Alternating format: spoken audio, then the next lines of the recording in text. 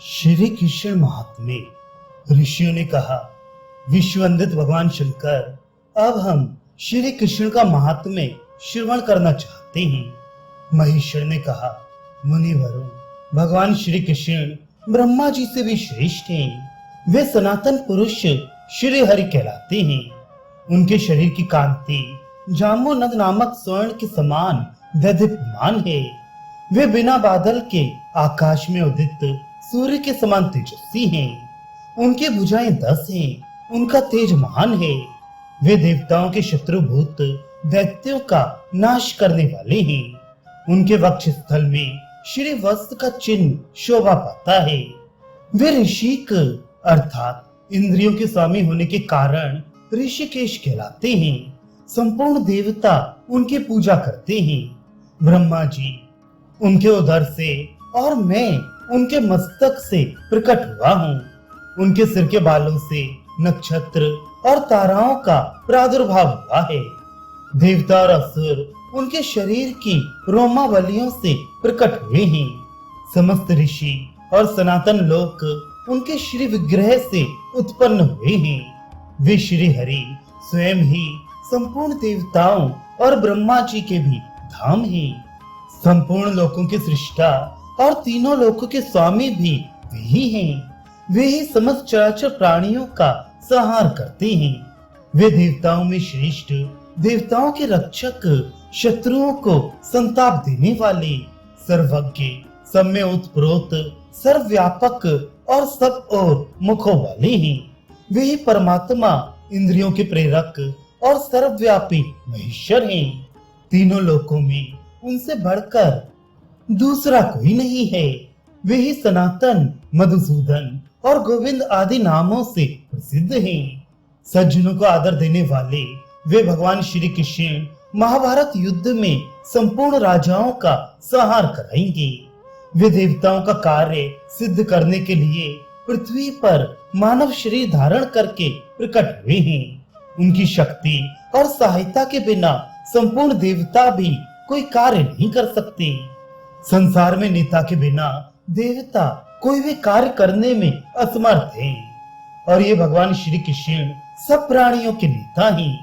इसलिए समस्त देवता उनके चरणों में मस्तक झुकाते हैं। देवताओं की रक्षा और उनके कार्य साधन में संलग्न रहने वाले वे भगवान वासुदेव ब्रह्म स्वरूप हैं। वे ही ब्रह्म ऋषियों को सदा शरण देते हैं। ब्रह्मा जी और मैं दोनों ही उनके शरीर के भीतर उनके गर्भ में बड़े सुख के साथ रहते हैं। उनके श्री विग्रह में संपूर्ण देवता भी सुखपूर्वक निवास करते हैं। उनके आंखें कमल के समान सुंदर हैं। उनके वक्ष स्थल में लक्ष्मी का वास है। वे सदा लक्ष्मी के साथ निवास करते हैं। शांग धनुष, सुदर्शन चक्र और नंदक नामक खड्ग उनके आयुध हैं। उनके ध्वजा में गरुड़ का चिन्ह है। वे उत्तम शील, शम, दम, पराक्रम, वीर्य, सुंदर शरीर, उत्तम दर्शन, सुडौल आकृति, धैर्य, सरलता, कोमलता, रूप और बल आदि सद्गुणों से संपन्न है। सब प्रकार के दिव्य और अद्भुत अस्त्र शस्त्र उनके पास सदा मौजूद रहते हैं। वे योग माया से संपन्न और हजारों नेत्रों वाले हैं। उनका कभी भी विनाश नहीं होता। वे उदार हृदय वाले, वीर, मित्रजनों के प्रशंसक, ज्ञाते एवं बंधु बांधवों के प्रिय, क्षमाशील, अहंकार रहित, ब्राह्मण भक्त, वेदों का उद्धार करने वाले, भयातुर पुरुषों का भय दूर करने वाले और मित्रों का आनंद बढ़ाने वाले हैं तथा संपूर्ण प्राणियों को शरण देने वाले, दीनों की रक्षा में तत्पर, शास्त्रों की ज्ञाता, अर्थ संपन्न, संपूर्ण जगत के वंदनीय, शरण में आए हुए शत्रुओं को भी वर देने वाले, धर्मज्ञ, नीतिज्ञ, नीतिमान, ब्रह्मवादी और जितेंद्रिय हैं। उन परमेश्वर की पूजा करने से परम धर्म की सिद्धि होती है। वे महान तेजस्वी देवता हैं। उन्होंने प्रजा का हित करने की इच्छा से धर्म के लिए करोड़ों ऋषियों की सृष्टि की है। उनके उत्पन्न किए हुए वे सनत कुमार आदि ऋषि आज भी गंधमादन पर्वत पर रहकर तपस्या में लगे हुए हैं। इसलिए धर्म को जानने वाले उत्तम वक्ता भगवान वासुदेव को सदा प्रणाम करना चाहिए। वे भगवान नारायण देवलोक में सबसे श्रेष्ठ हैं। जो उनकी वंदना करता है उसकी वे भी वंदना करते हैं। जो उनका आदर करता है उसका वे भी आदर करते हैं। इसी प्रकार अर्चित होने पर अर्चना करते, पूजित होने पर पूजते, दर्शन करने वालों पर सदा कृपा दृष्टि रखते और शरणागतों को शरण प्रदान करते हैं। यह उन आदिदेव भगवान विष्णु का उत्तम व्रत है। सज्जन पुरुष सदा ही उनके इस व्रत का आचरण करते हैं। वे सनातन देवता हैं, अतः देवगण भी सदा ही उनकी पूजा करते हैं। जो उन भगवान के अनन्य भक्त हों वे अपने भजन के अनुरूप ही निर्भय पद प्राप्त करते हैं। द्विजों को चाहिए कि वे मन, वाणी और कर्म से सदा उन भगवान को प्रणाम करें और यत्न पूर्वक उपासना करके उन देवकी नंदन का दर्शन करें। मुनिवर, ये मैंने आप लोगों को उत्तम मार्ग बता दिया है। केवल भगवान वासुदेव का दर्शन करने से तुम्हें सब देवताओं का दर्शन हो जाएगा। मैं भी महावराह रूप धारण करने वाले उन सर्वलोक पितामह जगदीश्वर को नित्य प्रणाम करता हूँ। हम सब देवता उनके श्री विग्रह में निवास करते हैं, अतः उनका दर्शन करने से तीनों देवताओं ब्रह्मा, विष्णु और शिव का दर्शन हो जाएगा। इसमें तनिक भी संदेह नहीं है।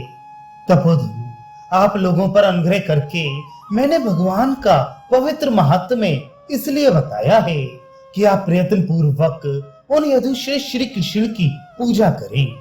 नारद जी कहते हैं, भगवान हिमालय के शिखर पर भगवान शंकर ने हम लोगों को जिनके महात्म्य का उपदेश किया था वे ब्रह्मभूत सनातन पुरुष आप ही हैं।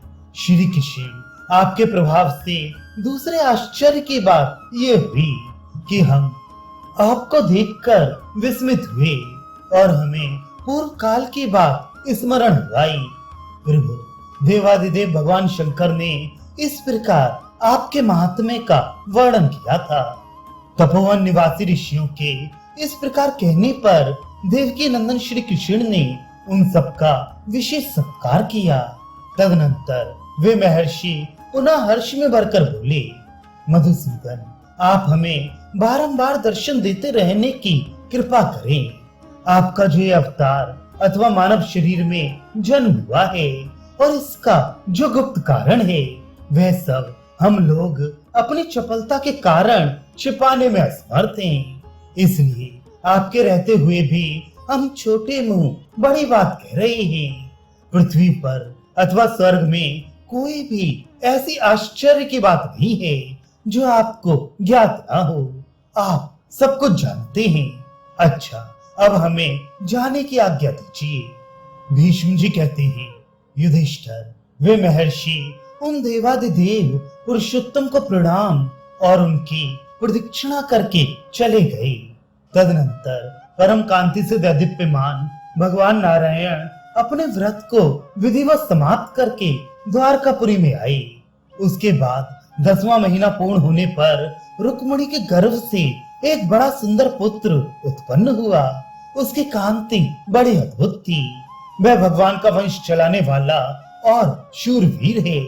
संपूर्ण प्राणियों के मानसिक संकल्प में व्याप्त रहने वाला और देवताओं तथा असुरों के भी अंतःकरण में निवास करने वाला कामदेव ही श्री कृष्ण के पुत्र रूप में अवतीर्ण हुआ है।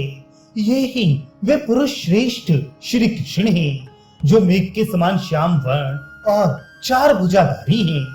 इंद्रादि 33 देवता इन्हीं के स्वरूप हैं। ये ही संपूर्ण प्राणियों को आश्रय देने वाले आदिदेव महादेव हैं। इनका न आदि है न अंत। ये अव्यक्त स्वरूप महातेजस्वी नारायण देवताओं का कार्य सिद्ध करने के लिए यदकुल में अवतीर्ण हुए हैं। ये दुर्बोध तत्व के वक्ता और कर्ता हैं। कुंती नंदन, तुम्हारी संपूर्ण विजय, अतुल्य कीर्ति और अखिल भूमंडल का राज्य सब भगवान नारायण का आश्रय लेने से ही तुम्हें प्राप्त हुए हैं। यह अचिंत्य स्वरूप नारायण ही तुम्हारे रक्षक और परम गति हैं।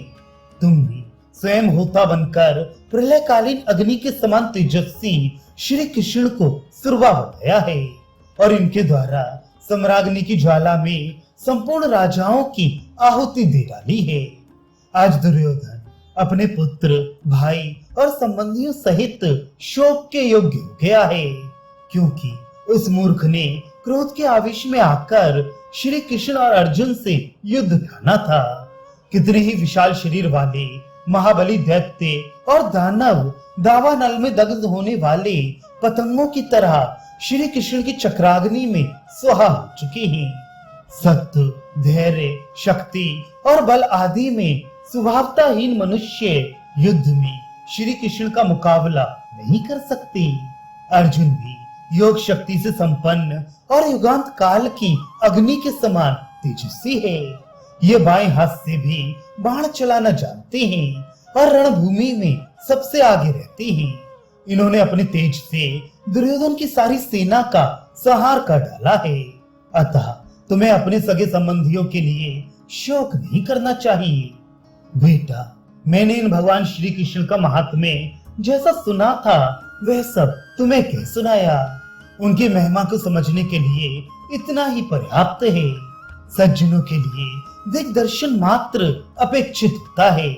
मैंने व्यास जी और बुद्धिमान नारद जी के वचन सुनकर परम पूज्य श्री कृष्ण और महर्षियों का महान प्रभाव बतलाया है। साथ ही शिव पार्वती संवाद का भी वर्णन किया है। जो महापुरुष श्री कृष्ण के इस प्रभाव को सुनेगा और याद रखेगा, उसको परम कल्याण की प्राप्ति होगी। अतः जिसे कल्याण की इच्छा हो, उस पुरुष को जनार्दन की शरण लेनी चाहिए। ब्राह्मण भी इन्हीं अक्षय परमात्मा की स्तुति करते हैं। राजन, तुम सदा धर्म पूर्वक प्रजा का पालन करते रहो। प्रजा की रक्षा के लिए जो दंड का उचित उपयोग किया जाता है, वह धर्म ही कहलाता है। भगवान शंकर का पार्वती जी के साथ जो धर्म विषयक संवाद हुआ था, उसे इन सत्पुरुषों के निकट मैंने तुम्हें सुना दिया। अपना कल्याण चाहने वाले पुरुष को यह संवाद सुनकर या सुनने की इच्छा रखकर विशुद्ध भाव से भगवान शंकर की पूजा करनी चाहिए। उनकी पूजा का संदेश देवर्षि नारद जी का ही दिया हुआ है, इसलिए तुम भी वैसा ही करो। भगवान श्री कृष्ण और महादेव जी का यह अद्भुत वृतांत पूर्व काल में हिमालय पर्वत पर संगठित हुआ था। कमल नयन श्री कृष्ण और अर्जुन ये सतयुग आदि तीनों युगों में उत्पन्न होने के कारण त्रियुग कहलाते हैं। देवऋषि नारद तथा व्यास जी ने मुझे इन दोनों के स्वरूप का परिचय दिया था। महाबाहु श्री कृष्ण ने तो बचपन में ही अपने बंधु बांधवों की रक्षा के लिए कंस का घोर संहार किया था। वे सनातन पुराण पुरुष हैं। इनके लीला चरित्रों की कोई सीमा या संख्या नहीं बतलाई जा सकती। नर श्रेष्ठ, तुम्हारा तो अवश्य ही कल्याण होगा, क्योंकि जनार्दन तुम्हारे सखा हैं। दुर्बुद्धि दुर्योधन यद्यपि परलोक में चला गया है, तो भी मुझे तो उसके ही लिए अधिक शोक हो रहा है, क्योंकि उसी के कारण हाथी घोड़े आदि वाहनों सहित सारी पृथ्वी का नाश हुआ है। दुर्योधन, दुशासन, कर्ण और शकुनी, इन्हीं चारों के अपराध से समस्त कौरव मारे गए हैं।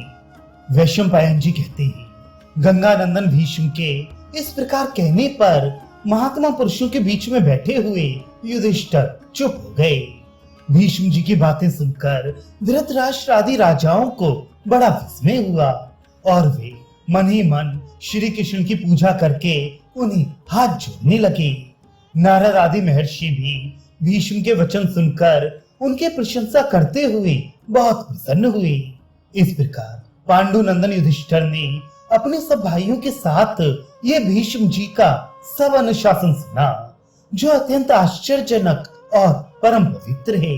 तदनंतर बड़ी बड़ी दक्षिणाओं का दान करने वाले गंगानंदन भीष्म जी जब विश्राम ले चुके, तब महाबुद्धिमान राजा युधिष्ठिर पुनः प्रश्न करने लगे।